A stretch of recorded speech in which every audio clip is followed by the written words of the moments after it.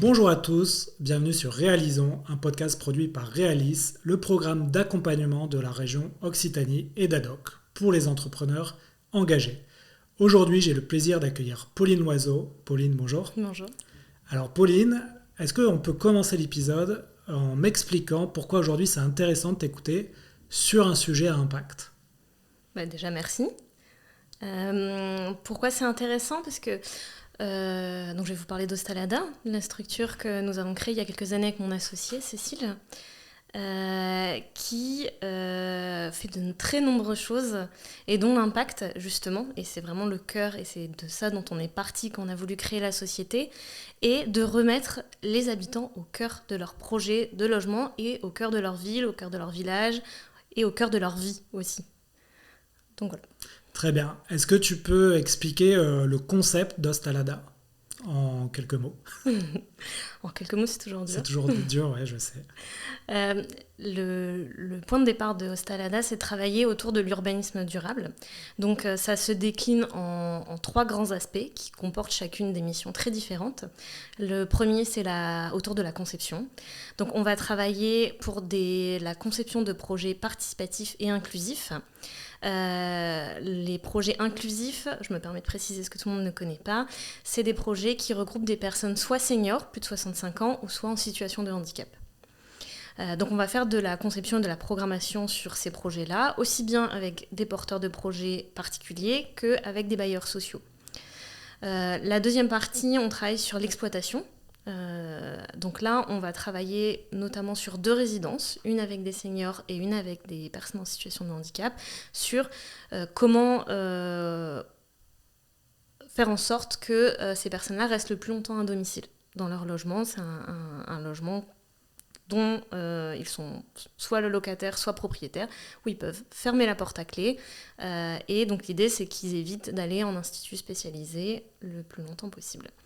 Et enfin, le dernier aspect, c'est tout ce qui est requalification des villes et des bâtiments. Donc on va travailler par exemple sur des barres HLM sur lesquelles on va pouvoir rencontrer des problèmes, par exemple de deal en pied de cage. Et on va également travailler sur la rénovation lourde d'anciens bâtiments dans lesquels les locataires restent et continuent à vivre. Et donc l'idée, c'est de faire en sorte que ça se passe le mieux possible pour eux au quotidien, sachant que c'est jamais très facile de vivre des travaux au quotidien. D'accord, très bien. Alors vous faites beaucoup de choses. Parmi ces 3 choses dont tu nous as parlé, quelle est aujourd'hui la partie la plus importante dans vos activités ? Il y en a 2. À peu près ex aequo. Il y a tout le travail qu'on fait sur l'exploitation, donc tout ce qui est la partie habitat inclusif, où on va au quotidien dans les résidences avec les gens. Et la deuxième, c'est toute la partie conception, programmation de l'habitat participatif, qu'on fait essentiellement avec des bailleurs sociaux, mais aussi pour des porteurs de projets individuels. Très bien. J'aimerais bien qu'on revienne au début de ton aventure, et afin de comprendre la genèse, pourquoi tu as voulu créer cette structure ? Alors, c'est une jolie histoire que j'aime beaucoup. Je travaillais dans la promotion immobilière à Paris. D'accord. Dans laquelle j'ai croisé mon associé il y a très longtemps. On s'est croisés, on travaille dans la même structure. Et on est toutes les deux... on a toutes les deux été amenées à arriver à Toulouse pour des volontés personnelles. C'est un métier que j'adorais, vraiment, c'est un métier que j'aimais beaucoup. La seule chose qui me frustrait, c'était la place de l'usager final au sein des projets qu'on réalisait. C'était toujours de très beaux projets, mais je ne voyais pas forcément l'usage final du bâtiment que j'étais en train de construire et ça me manquait énormément. À côté de ça, mon associée, elle, avait vécu dans un habitat partagé à Paris. Elle avait une super expérience et elle a voulu se lancer dans la création d'une structure qui faisait de l'habitat participatif. Donc l'idée vient d'elle. Juste coupe, habitat partagé et habitat participatif, c'est la même chose ou c'est 2 choses L'habitat partagé, c'est très bonne question. Alors nous, on y met cette définition-là. L'habitat partagé, c'est le fait de partager des espaces ensemble entre plusieurs habitats. Et l'habitat participatif, ça regroupe 3 choses. Donc c'est le fait de partager aussi à la fois des lieux, mais aussi des services, des objets. Le fait d'avoir co-conçu participer à la création de ce logement. Et enfin, d'avoir une sorte de gouvernance partagée. Donc l'idée de gérer ensemble l'habitat de manière commune. D'accord, très bien. Et quel a été, est-ce que tu te souviens du déclic où vous vous êtes dit toutes les deux, il faut qu'on fasse ce projet ensemble? Est-ce qu'il y a eu un moment Ouais, je m'en charnière? souviens très bien. Elle venait d'intégrer Première Brique, donc l'incubateur de Toulouse Métropole. D'accord. Je l'avais aidée à préparer son entretien, parce que à ce moment-là, je venais d'arriver à Toulouse et je n'avais pas encore repris d'activité professionnelle. Et elle a fait le premier atelier, et à la fin de ce premier atelier, on est assis sur un banc toutes les deux en train de pique-niquer. Et elle me dit, Première Brique nous a mis en garde sur la difficulté de monter une entreprise à impact seule. Et elle me dit, du coup, je pense qu'il faut que je trouve un associé. J'ai dit, ah d'accord. Et elle m'a regardée, elle m'a dit, tu veux être mon associé? Et j'ai dit, jackpot. Et elle me dit, non, mais prends le temps de réfléchir. Et je lui dis, mais en fait, tout ton projet, je le connais déjà, parce qu'on l'a travaillé. Ça correspond exactement à ce que je veux faire, donc allez, on fonce. Et le lendemain, je réintégrais Première Brique avec elle et on était partis. D'accord. Et pourquoi vous avez choisi la région Occitanie et notamment Toulouse? C'est des choix personnels. D'accord. Mon associé parce que son conjoint est originaire d'ici, et nous parce qu'on avait des amis et c'est une ville qui nous attirait depuis longtemps. Très bien. J'imagine quand vous décidez de créer cette entreprise, c'était en quelle année, tu te souviens? En tout début 2020. D'accord, c'était il y a 5 ans. Quand vous avez créé cette entreprise, au début, il y a dû avoir pas mal de difficultés. Ouais. Est-ce que tu peux nous donner celles qui te semblent les plus fraîches dans ta mémoire? En fait, il y avait 2 grosses difficultés qu'on a posées immédiatement quand on a décidé de se lancer toutes les deux. En fait, on a écrit notre cahier des lignes rouges. C'est-à-dire là où on ne voulait pas aller, les jalons qu'on ne voulait pas dépasser. Et si on était amené à les dépasser, on se disait c'est fini, on arrête là. Et il y en avait 2. La première, c'était le temps et les équilibres vie pro, vie perso. Ça, c'était extrêmement important pour nous de préserver une vie personnelle quand même assez riche de notre côté. Sachant qu'en plus, comme on travaille avec des particuliers, on est amené à travailler le soir et le week-end, donc c'est vraiment important pour nous de garder cet équilibre. Et le deuxième, c'était de se payer un minimum. On est toutes les deux une famille, on est toutes les deux propriétaires, donc il était hors de question qu'on ne se paie pas pendant plusieurs mois d'affilée. Et donc ça, on s'était dit, à partir du moment où pendant X mois on peut plus se payer et qu'on voit que ça ne va pas aller mieux, on arrête. Très bien, c'est vrai que tu mets l'accent sur un point qu'on retrouve souvent dans les jeunes entreprises, c'est que les fondateurs ne se payent pas, acceptent une précarité et parfois ça peut être dangereux pour la famille. Donc ça va, vous avez réussi à remplir cet objectif. Ouais. Et en fait, quand je préparais le podcast, mon conjoint me dit, mais tu conseillerais pas de se lancer plus jeune justement? Je dis non, au contraire. Moi, le fait donc en plus, pour la petite anecdote, on a eu des bébés toutes les deux en 2020. Ah oui, triple projet. Voilà, et tout le monde me dit, mais vous êtes folle de tout faire en même temps. Et en fait, ça a été super pour nous, parce que ça nous oblige à rentrer le soir, ça nous oblige à pas bosser toute la nuit, ça nous oblige à avoir des temps pour nous le week-end, et ça nous oblige à être obligés de nous dégager un salaire et ne pas accepter d'aller dans une forme de précarité de pire en pire et de ne pas nous en rendre compte. Et le fait d'avoir cette maturité aussi, et cette expérience professionnelle aussi qu'on avait d'avant, je trouve que ça nous a énormément servi. D'accord. Et est-ce qu'il y a eu un moment, néanmoins, où tout a failli s'arrêter? Oui. Mais alors, c'était pas du tout voulu. On s'est battus. On s'est vraiment battus. Il y a eu 2 moments très compliqués. Le premier, c'est quand on a monté tout notre business plan, tout notre plan de financement sur l'obtention d'une subvention, qu'on a travaillé pendant des années et qui finalement n'a pas pu arriver. Ça a été très dur pour nous parce qu'il a fallu qu'en 1 mois on rebascule tout, on se réinvente, on trouve de nouveaux domaines d'activité, de nouvelles missions.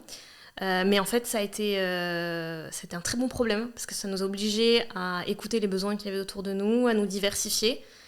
Du coup, quand tu me demandais tout à l'heure quel était notre domaine, en fait, on en a plusieurs et on met pas tous les œufs dans le même panier. Donc ça, c'est une très bonne chose. Ça nous permet aussi d'élargir un petit peu nos impacts et de rencontrer plus de personnes et de répondre à des nombreux besoins. Et le deuxième, ça a été la crise de l'immobilier. qui a été très compliqué pour nous également et qui nous a une fois de plus permis de nous surpasser et d'inventer des nouvelles missions et de travailler sur de nouveaux projets. J'en parlerai peut-être tout à l'heure. Alors je suis désolé, c'est vrai que je te parle des bas de la société. Est-ce que tu peux nous parler aussi des hauts que vous avez eus, des victoires que vous avez eues qui vous ont permis de continuer à croire en cette aventure? Ça, il y en a plein. Un peu tous les jours. Est-ce qu'il y en a quelques-uns qui te viennent en tête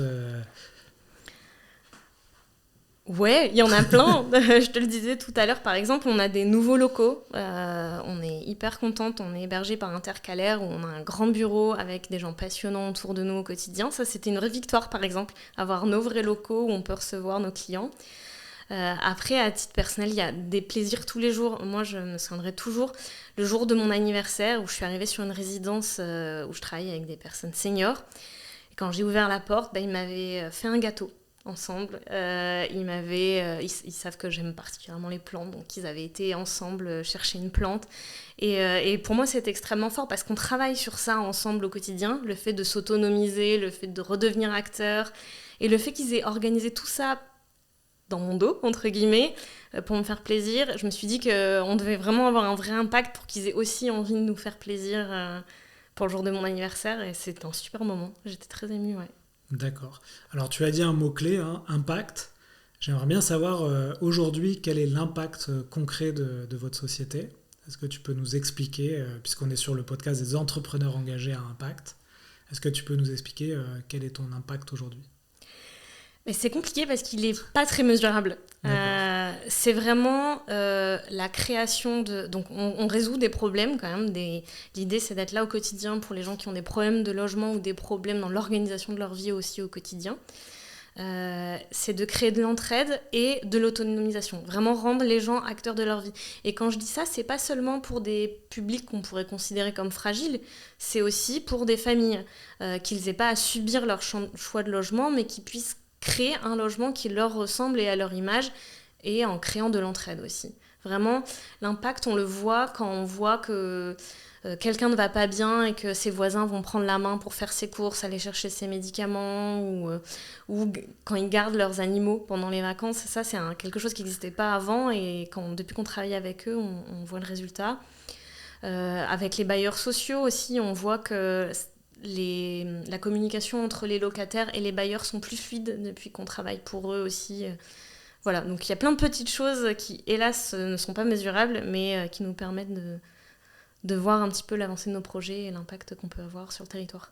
D'accord. Les logements sur lesquels vous intervenez, ils sont situés où ? Un peu partout en Occitanie ou à certains endroits très précis ? Non, on en a à Toulouse et après on intervient à Pau, à Montpellier, à Albi.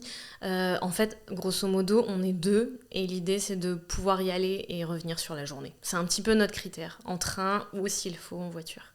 Très bien. Et vos clients principaux, tu m'as parlé des bailleurs sociaux, c'est ça ? Et il y en a d'autres ?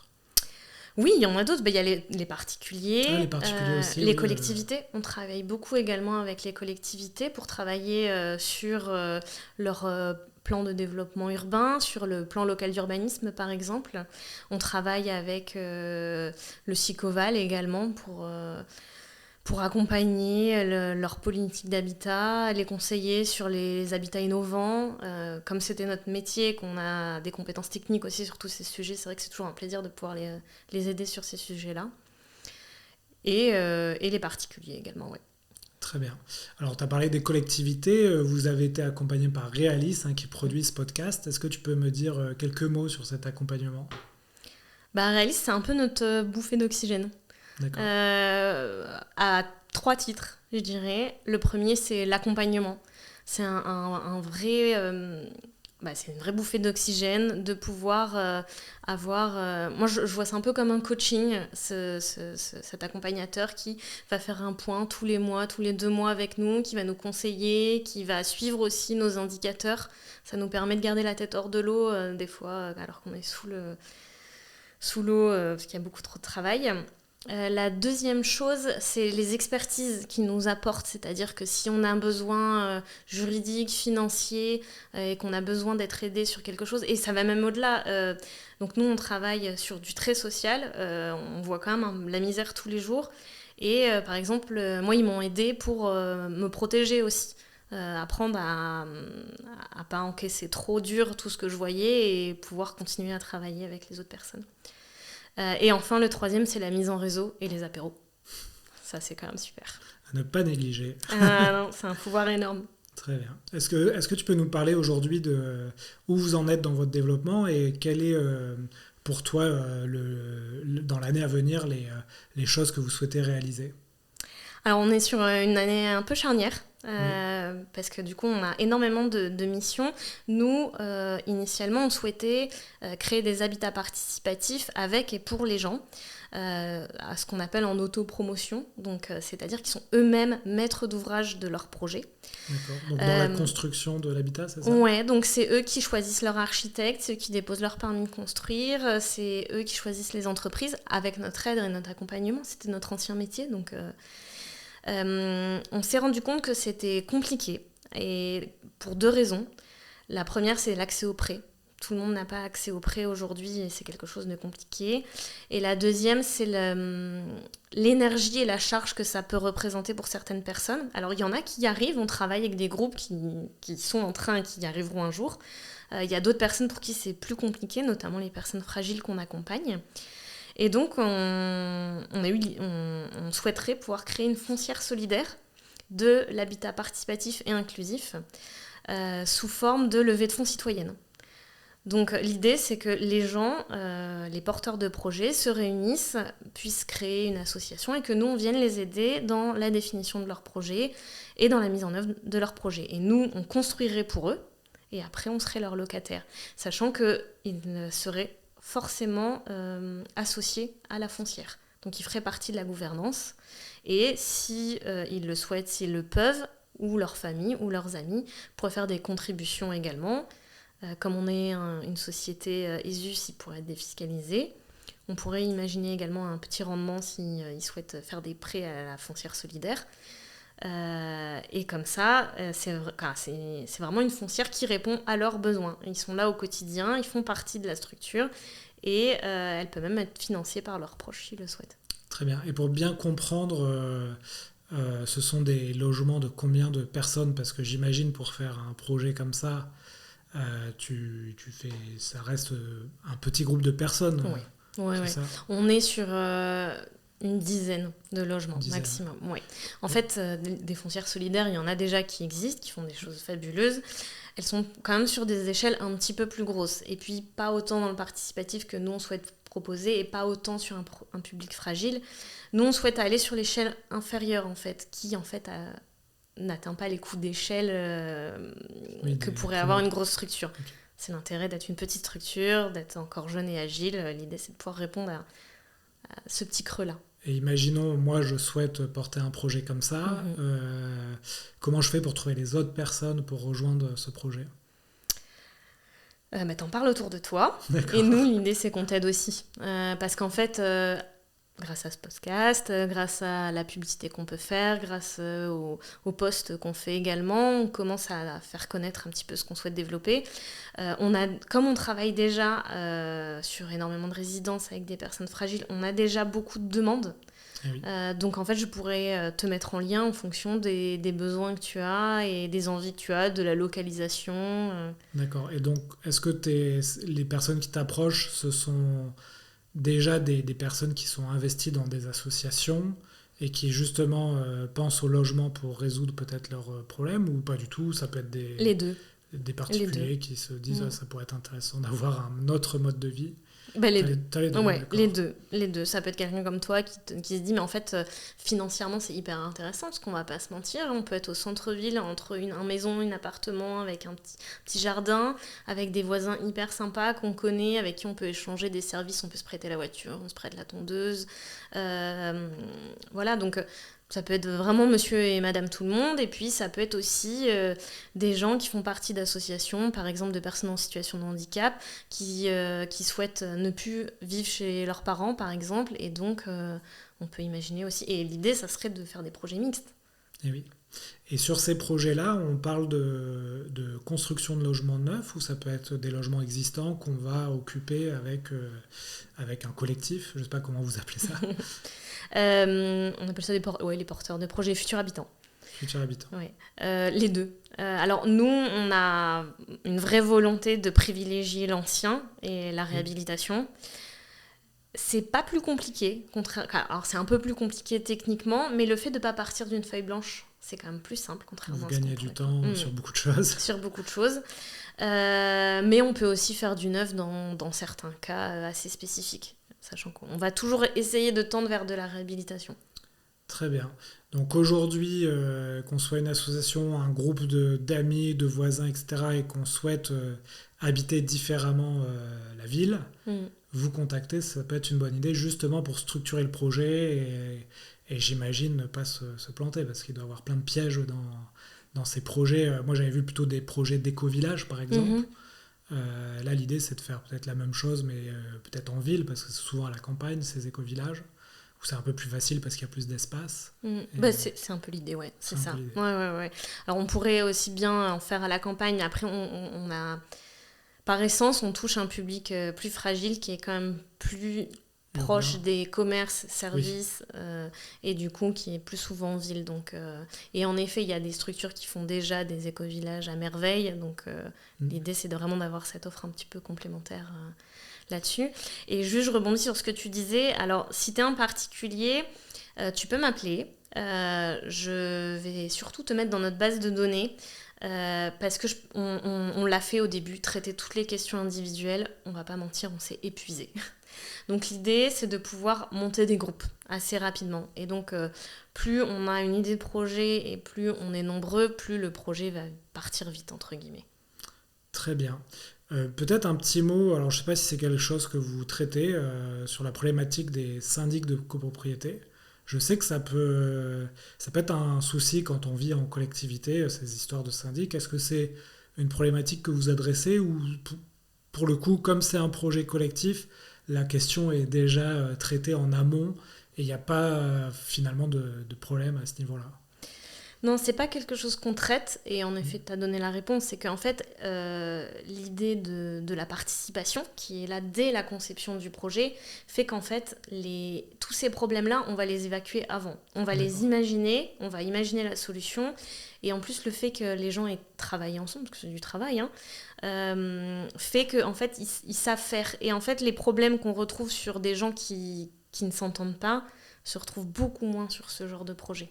D'accord. Très bien. Vous n'avez pas des partenaires, je ne sais pas si ça existe, mais des syndics de copropriété reconnus comme à impact sociétal ou écologique. Je ne sais pas si ça existe du tout, mais je me disais peut-être qu'il y a quelque chose à faire. Ça doit exister. Il y a des agences immobilières à vocation sociale. Oui.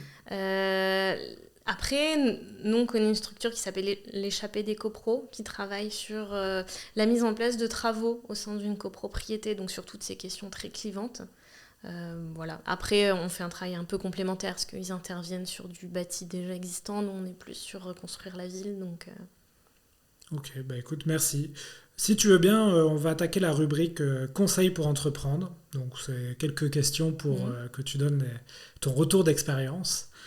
Est-ce que tu as 3 erreurs à éviter quand on se lance une entreprise? Tu relis tes notes? Ouais, je lis mes notes. Ouais, c'est des conseils vraiment bêtes, mais en vrai, c'est ceux-là qui sont importants. Ouais. Ne pas s'épuiser. C'est un peu ce que je disais au début, mais surtout quand on est dans le social, quand on va chercher de l'impact, ça va vite de s'épuiser aussi bien en volume horaire, mais aussi en intensité, et surtout en intensité.